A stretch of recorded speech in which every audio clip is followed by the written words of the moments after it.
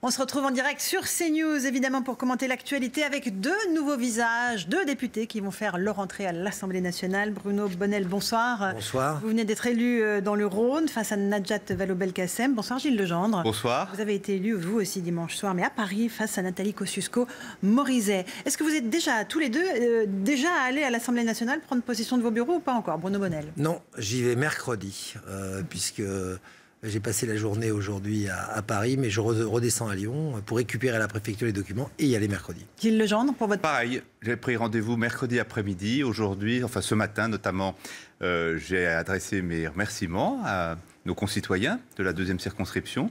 Et puis cet après-midi, je suis allé chez un de mes clients pour prendre congé de lui, puisque j'ai pris l'engagement d'arrêter toutes mes fonctions professionnelles si j'étais élu, ce qui est le cas. Alors vous étiez tous les deux face à deux femmes, Najat Vallaud-Belkacem, figure de la gauche, Nathalie Kosciusko-Morizet, figure de la droite.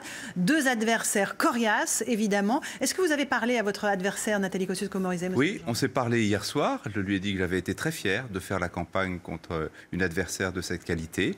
Et puisqu'elle a souvent dit pendant la campagne qu'elle souhaitait incarner une parole libre, j'ai souhaité très vivement que cette parole puisse continuer d'être entendue dans le pays. Vous avez montré une solidarité après son agression dans un marché de Paris. Ah oui, au marché Maubert, jeudi, non seulement une solidarité, mais j'ai suspendu ma campagne jusqu'à ce que son équipe reprenne la sienne. Effectivement, son agresseur a été entendu. Vous souhaitez que la justice passe? La justice passe, absolument, Bruno, sereinement. Bruno Bonnell, vous n'avez pas parlé encore à Najat Vallaud-Belkacem? Non, parce que nous avons terminé hier très tard. J'ai eu aujourd'hui une journée chargée, mais je compte bien le faire. Et je pense qu'il faut un petit temps pour digérer ce moment difficile. La fin de campagne était rude pour tous les deux, mais je compte bien le faire.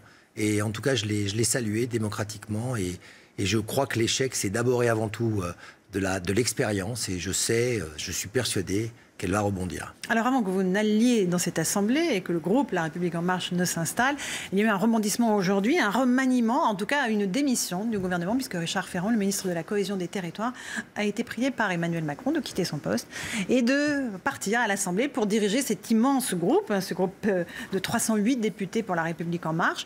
Est-ce que d'abord cela vous surprend que ce soit Emmanuel Macron, Bruno Bonnell, qui s'adresse directement à Richard Ferrand, sans que ce soit par le Premier ministre en fait? J'ai fait toute la campagne avec Emmanuel Macron depuis le début. Et j'ai bien vu que Richard Ferrand était une pièce essentielle du mouvement En Marche. Et moi, je suis personnellement rassuré et voire très, très satisfait qu'il prenne la tête de ce groupe parce qu'il en connaît les complexités, il en connaît de très nombreux membres et ça va permettre peut-être de lui donner encore plus d'efficacité. Donc je pense que le président de la République a pris une décision qu'on ne discute pas. C'est le président de la République. Et vous ne discuterez aucune des décisions du président de la République? Non, je pense que, vous savez, moi j'ai été élu sur un programme. Non, ça fait pas peur. Je crois qu'il faut être cohérent. C'est pas parce que le Parti socialiste a inventé la fronde que ça doit être la base de tous les partis. Non, mais on peut discuter. Je veux dire, on n'est pas obligé. Non, mais discuter, ça veut dire que quand le président de la République donne une direction, ce qu'il a fait dans son programme, on a dit qu'on le suivrait. Là, s'il choisit de placer Richard Ferrand à la tête des troupes à l'Assemblée nationale, aucun problème. Vous voterez pour lui, Gilles Legendre? Sans même savoir que nous serions peut-être députés, moi j'avais été extrêmement surpris lorsque le gouvernement d'Édouard Philippe avait été formé par le fait que Richard Ferrand était nommé ministre. Parce que je savais que nous n'avions pas énormément de ressources expérimentées sur le plan politique, connaissant si bien le Palais Bourbon que lui. Et donc je m'étais dit, tiens, donc ça ne sera pas lui. Bon, ben voilà, c'est lui, et je pense que c'est plutôt une bonne nouvelle. Il y aura peut-être d'autres candidats, on verra. On votera, mais enfin, si c'est Richard Ferrand, je pense que c'est une bonne idée. Est-ce que c'est une façon habile de l'exfiltrer du gouvernement, après la polémique, évidemment, de plusieurs jours autour de ces affaires immobilières? Écoutez, sur cette polémique, moi j'ai été très content que le chef de l'État s'en tienne aux principes. C'est-à-dire que tant que la justice n'est pas passée, il n'y a pas de sanction politique. Et aujourd'hui, la décision de proposer à Richard Ferrand d'être le candidat, peut-être le candidat favori pour la tête du groupe parlementaire, ça n'est pas une sanction politique.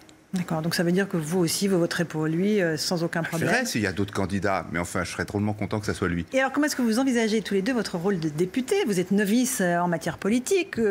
Monsieur Bonnell dit on ne va pas discuter les ordres du président. Est-ce qu'une majorité peut être une majorité dynamique, une majorité de propositions et pas seulement une majorité qui obéit, Gilles Legendre? Vous savez, le programme que nous allons être en charge de mettre en œuvre à travers des lois, c'est notre programme. Bien sûr, c'est le programme présenté par le chef de l'État, mais pendant 8 mois, Bruno et quelques milliers d'autres personnes au mouvement En Marche ont travaillé dessus. On l'a construit ensemble, y compris à des niveaux très modestes de marcheurs qui aujourd'hui ne figureront pas au Parlement. Donc l'idée même qu'on veuille détricoter un programme qu'on a construit pendant 8 mois, c'est juste aberrant. Qu'ensuite il y ait des débats, il y en aura. Pendant 8 mois, le chef de l'État nous a mis l'épée dans les reins pour qu'il y ait des débats. Et quand le débat n'était pas assez puissant, pas assez créatif, pas assez innovatif... Un langage guerrier. Oui, si, on se faisait engueuler. Et ça descendait du sommet parce que précisément, les comités locaux ne produisaient pas assez d'idées. Alors, on s'est vite mis au travail et on y est arrivé. Mais donc, la nature du débat, le débat est dans la nature d'En Marche. Donc, il n'y a aucune raison que ça cesse. Bruno Bonnell, qu'est-ce qu'il y a de vous dans le programme d'Emmanuel Macron? Gilles Legendre dit qu'il y a des propositions qui viennent des marcheurs. Qu'est-ce qu'il y a de vous? Il y a du bon sens de chef d'entreprise. Ça veut dire que quand, comme moi, on a embauché, quand on a licencié, quand les choses se sont retournées, quand on a déjà vu un juge de prud'homme, on est capable d'ajuster un certain nombre de choses. Et il n'y a pas de moi personnellement, mais il y a un élan de gens de la société civile qui proposent des choses. Et je crois que ce que nous allons surtout faire, c'est remettre cette loi en cohérence avec le quotidien. S'il y a eu autant d'abstentions, par exemple, c'est pas parce qu'il faisait beau, c'est parce que je crois que les gens ont décroché de la connexion entre la loi et l'importance de l'Assemblée nationale et leur quotidien. Donc ce qu'il y a de nous, ce sont tout simplement des expertises et loin d'être... j'ai entendu des mots comme député Godillot. D'ailleurs, autant, je vous précise, à l'extrême droite qu'à l'extrême gauche, ce qui en dit long d'ailleurs, parce qu'on commence par la sémantique, puis après on se rapproche sur les idées. Je crois qu'on va simplement... des gens qui ont construit des entreprises, qui ont construit des bâtiments, qui ont sauvé des vies en tant que médecins à l'Assemblée nationale, même des génies. Nous avons quand même Cédric Villani qui est reconnu comme un génie à l'Assemblée nationale. La France va vraiment prouver au monde qu'elle peut penser la loi différemment. Un mot sur la loi de réforme du marché du travail. Évidemment, la première énorme loi pour Emmanuel Macron. Il y a la loi de la moralisation de la vie politique, mais celle-là, vraiment, on est au cœur du problème du chômage. Est-ce que la méthode des ordonnances, c'est la bonne méthode? Les syndicats craignent beaucoup qu'il n'y ait pas de dialogue, que voilà, tout soit imposé par la brutalité. C'est tout le contraire. Le fait qu'en effet, on demande au Parlement de se retirer le temps de la construction des ordonnances tout en ayant donné son accord au départ et son accord à l'arrivée, fait que ces lois vont pouvoir être construites par l'exécutif, mais avec les partenaires sociaux et avec un engagement de leur part beaucoup plus poussé que ça n'aurait été possible si le débat s'était cantonné au Parlement où, naturellement, les partenaires sociaux n'ont pas leur place. Donc, et le fait même que les ordonnances ne soient choisies que pour ce sujet est bien la preuve qu'il y a derrière une volonté politique. Contrairement à d'autres programmes qui avaient été présentés lors de l'élection présidentielle, qui au contraire prévoyaient l'ordonnance comme un système de gouvernement pour aller vite. La question de la rapidité en l'espèce n'est pas l'argument principal. L'argument principal, c'est que très vite, ça a d'ailleurs commencé, Muriel Pénicaud a déjà commencé ses consultations, les partenaires sociaux soient partie prenante de ces ordonnances et de ces projets de loi. Bruno Bonnell, dans cette loi, il y a un certain nombre de choses, le plafonnement des indemnités pluriannuelles, l'inversion de la hiérarchie des normes, ça va 2 fois plus loin que la loi El Khomri? Ça va vers cette direction de liberté, de donner plus de liberté aux initiatives.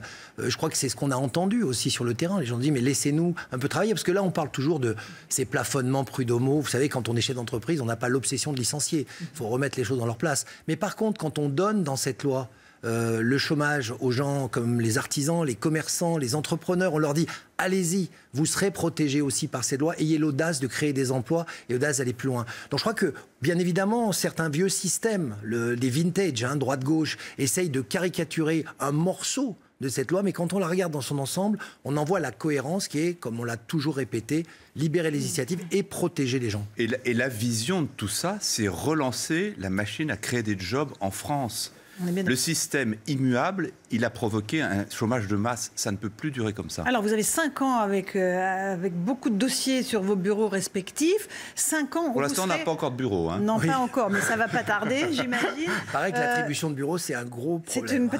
La bataille des mètres carrés est une bataille dans toutes les entreprises. Non, en l'occurrence, vous savez, moi, ça fait 3 ans que je n'ai plus de bureau. Donc, ça ne va pas beaucoup me changer. Bon, mais en ce qui concerne, effectivement, la façon dont vous allez organiser votre vie, vous abandonnez tous les deux votre activité professionnelle, vous vous dédiez complètement à la politique. J'ai promis à mes concitoyens d'être un député à temps plein. Et quand j'ai fait cette promesse pour la première fois, j'étais un peu intimidé parce que je la trouvais d'une telle banalité Et quand j'ai vu l'accueil qu'elle recevait, je me suis dit, finalement, non, c'est une vraie promesse. Donc maintenant, il faut que je la tienne. Moi, là, j'ai fait la même chose. En début de campagne, j'ai dit que j'abandonnerais mes activités non associatives, c'est-à-dire celles qui sont bénévoles, je les garderai, mais elles sont très marginales. Et je laisserai mes entreprises à mes collaborateurs, ce que j'ai d'ailleurs commencé à faire. Et vous retrouverez dans 5 ans vos postes respectifs, votre entreprise aura continué son bout de chemin. Vous savez, il y a 10 ans, il n'y avait pas d'iPhone. Alors dans 5 ans, je ne sais pas ce qui se passera et j'aurai certainement d'autres idées. Et il y a 3 mois, j'étais à 100 lieues d'imaginer qu'un jour, je rentrerai au Palais Bourbon. D'accord. Et effectivement, ce sera un investissement total. Ce week-end, vous allez passer le week-end en séminaire à l'école. Ensemble, à l'école. L'été va être extrêmement studieux. Vous pensez que voilà, vous allez travailler absolument tout l'été ?